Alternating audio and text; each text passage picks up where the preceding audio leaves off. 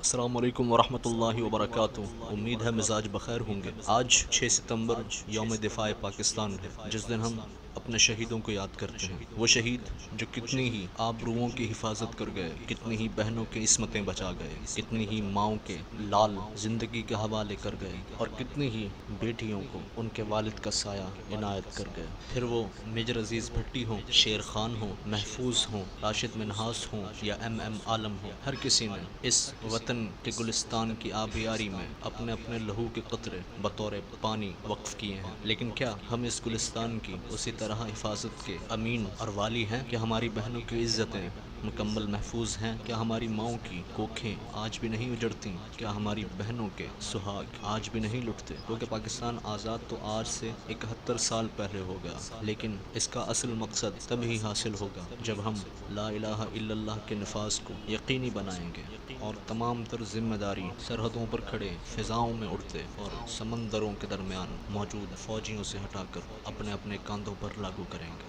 پاکستان زندہ باد۔